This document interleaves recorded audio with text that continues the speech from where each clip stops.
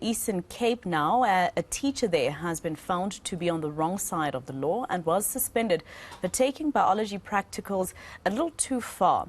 Mdingi Junior Secondary School teacher is facing 2 counts of sexual assault.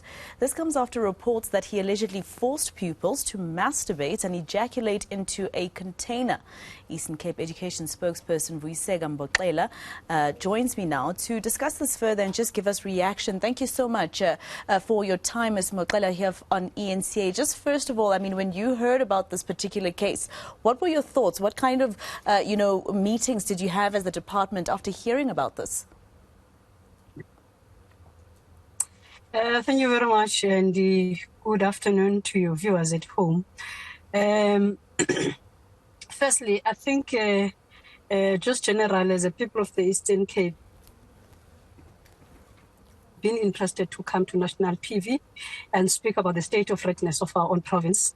But unfortunately, an incident of this nature takes a center stage. I can confirm to you that on the 24th of this month, the district had a meeting in that particular school where some of the stakeholders were involved, which some of them really called for the resumption of the classes, because when there was that incident, then parents had a quarrel with the school and they called for the teacher to quickly be out of that space. And indeed, we can confirm that teacher incarceration, and he did appear in court on the 24th. He's going to appear in the court in the near future, and we can also confirm that indeed the district is in the space, and we can be safe to say classes are going to resume, because all of us, we are looking forward to the writing of the final examination of all grades. Now, you say that the teacher has been suspended. Of course, we know that he still has to be proven guilty in a court of law. But in the meantime, is the department and the district, discussing probably firing him, letting him go completely? That will be an outcome of a DC process. And I can tell you and confirm to you that it's not going to be something that will only end in the department, will start and end in the department, because you'd understand in the space of the department, in fact, in the sector of education, we also have independent bodies like the South African Council of Education, which will also surely in the space and look at this matter on the point of human rights.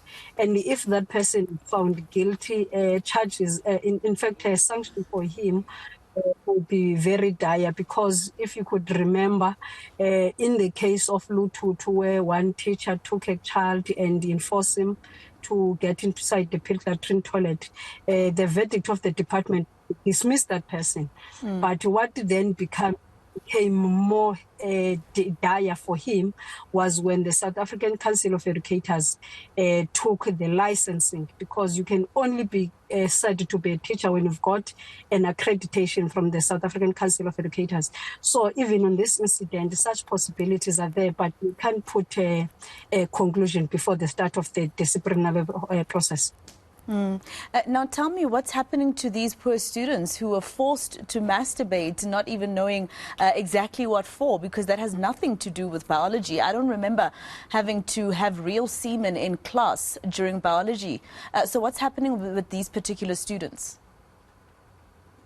Definitely, it's not biology, and it's not part of the curriculum. At least that one we can confirm. We have also instructed the district to provide those with psychosocial support, because you'd understand that all of this was happening in front of all other learners, which therefore means that then there will come into play the girls being shown the other private part of the other learner. So the psychosocial support that is needed And I can confirm that indeed it's a matter that is going to be looked very closely, because it is first of its own kind. And when you look at the age of that teacher, you would be very surprised that such a young person could think of that incident. But of course, we are so happy with the work that is happening. And I can also say that we are so proud of parents that took this matter even to the police.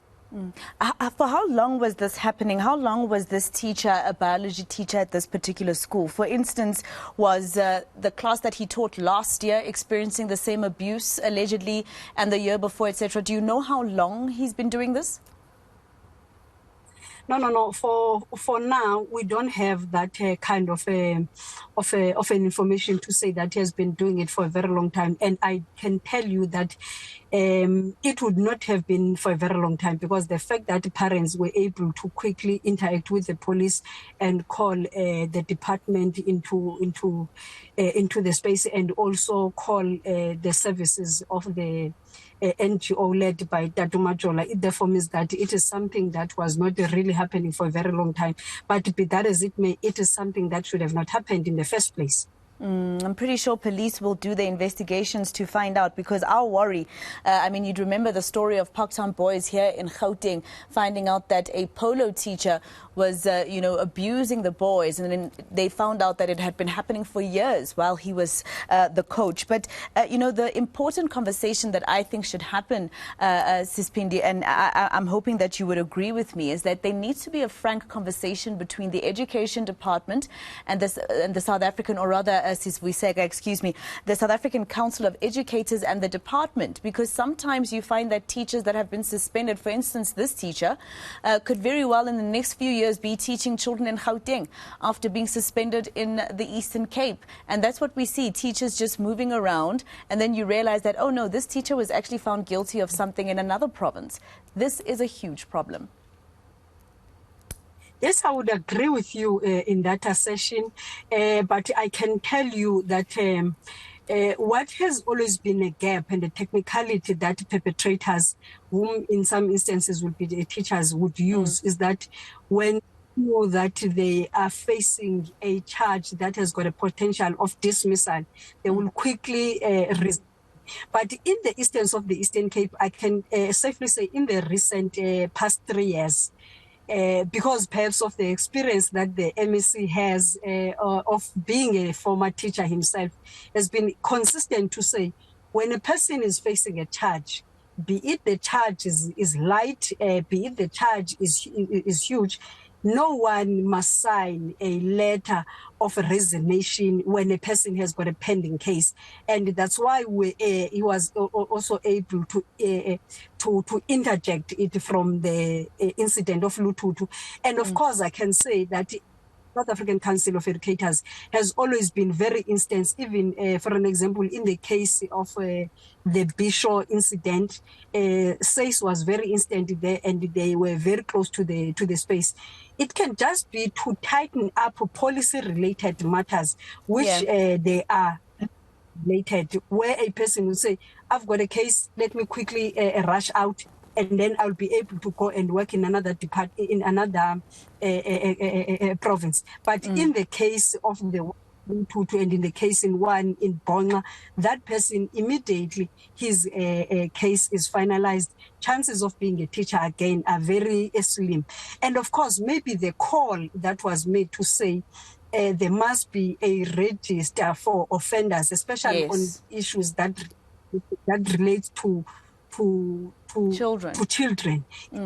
Something that size, but it doesn't really start and end in the Department of Education. It also talks to the entire government, the social development department, because that's the one that has more of an authority when it comes to children's rights, and of course the Human Rights Commission. Because if you look at the issue of Lututu, yes, we were able to take a decision, but you would have been interested to see human rights coming in, because beyond a learner that person has got human rights, which a particular sector could have came in and said, this is where we come in and act. We understand that we have been sanctioned and ultimately punished by the Department of Education. Now we're coming as human rights, maybe commission activists, but at least as a department, we did differently. All right. Well, thank you very much, Sis Vuyiseka, for your time here on eNCA. It is quite a problem that you'd find a teacher who has very serious allegations against him or her being able to just move across to another province and continue their abuse or their alleged abuse and receiving money. But she says that they're sorting it out. We're taking to a short